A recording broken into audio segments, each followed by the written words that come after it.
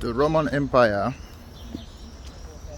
on their unending quest to conquer the world, first arrived in this country, although it wasn't a country way back then, but they arrived here on or around 46 AD. During that period, this country wasn't ruled by presidents.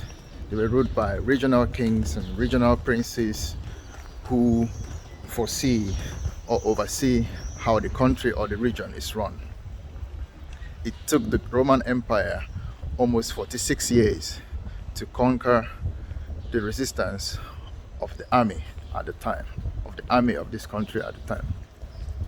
And going on ever since then, this country also has seen the invasion and the expansion of its territory by other people. Say the Germans during the First World War, the Ottomans as well invaded.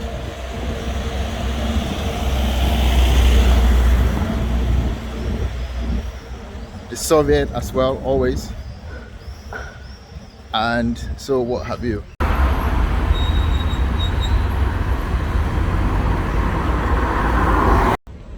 This country is also home to one of the largest minority groups in Europe, originally migrating from India.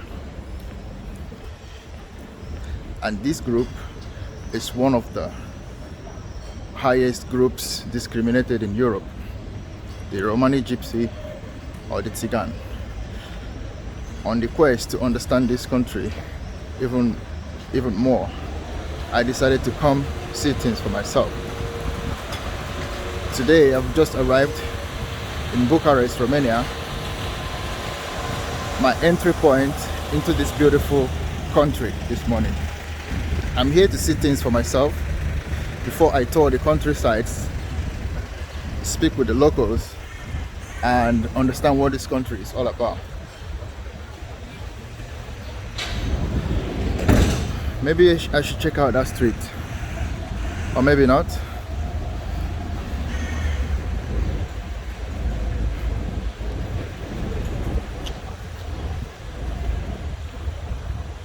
It's hot this morning. It's few minutes past 10 o'clock, but it's sufficiently hot the way I like it. I can't stress this enough. I love this hot, blazing summer. It was way different from what I saw. Hey, how are you? It was way different from what I saw in Belgium, in Ghent City, where in the morning it was around 8 degrees. It reminded me of winter, of which I didn't want to be in that winter setting. But this morning I want to explore the back streets of Bucharest, the back streets of Bucharest in Romania. This country is sufficiently beautiful and attracts a lot of tourism, or attracts a lot of tourists in different sectors, in food, in landscape, in culture, in politics.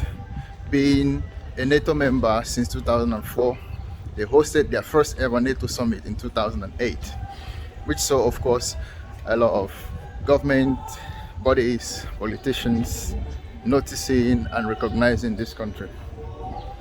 There's a lot to know about Romania, other than politics and culture. Okay, the church service.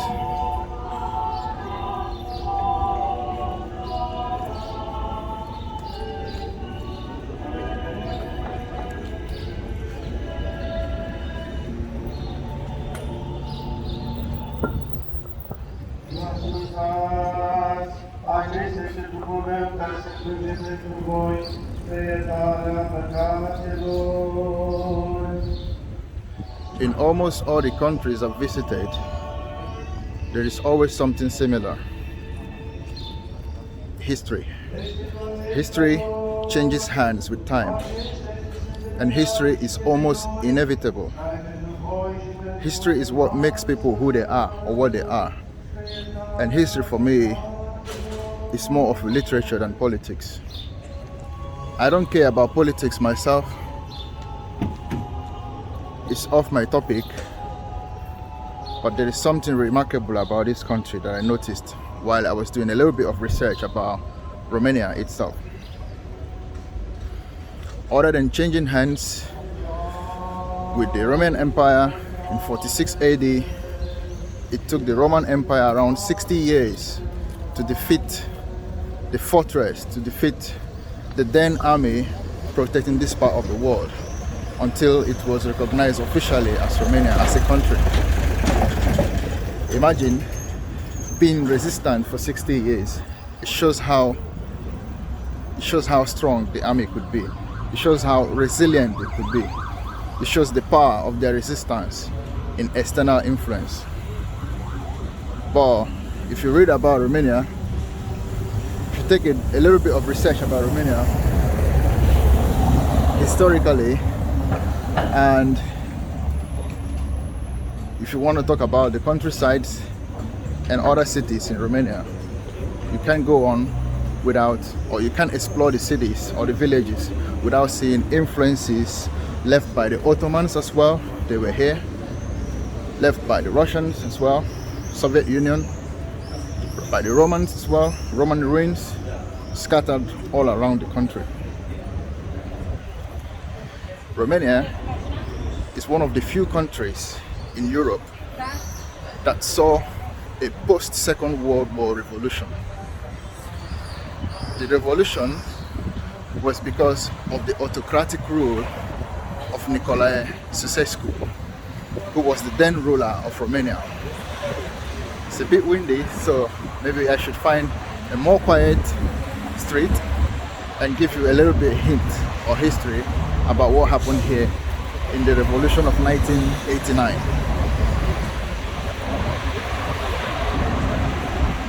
Okay, let's check out that street.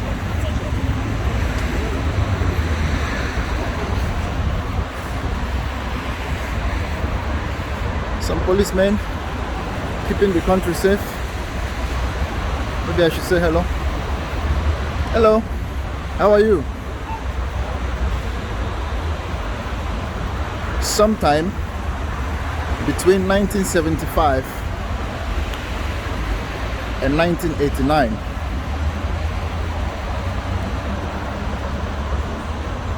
Nicolae Ceausescu was the ruler of post-Soviet Romania. His reign in Romania saw autocratic rule, poverty, austerity, name it, whatsoever. But however, in December 1989, the people of Romania revolted. There was a revolution which saw his overthrow from the government and later execution. Ever since then, Romania has seen growth in every sector, in economy, in tourism, name it, whatsoever. I'll try to explore the countrysides of Romania, where most of the gypsy communities are located. And every time you search about history and talk about the gypsy people in Romania, in Europe, there are a lot of also of vlogs talking about them, and also of vlogs, people saying they are dangerous, they are this, they are that, they are dirty, they are all sort of stuff. I want to explore myself to find out if this information is true.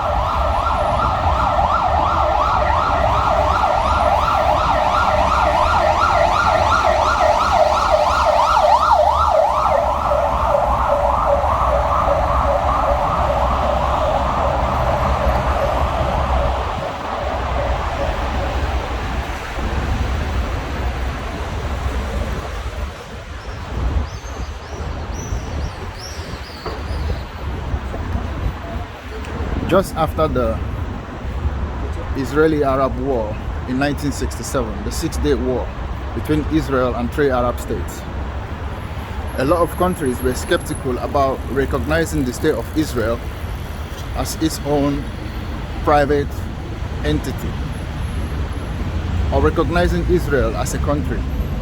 Romania was among the first to back up Israel as a state of its own in 1967. And ever since then, they've maintained close political ties with each other. Other than the fact that Mr. Lucescu himself, Nicolae Lucescu, the autocratic leader, was more of an authoritarian or a dictator, he also promoted peace in this part of Europe.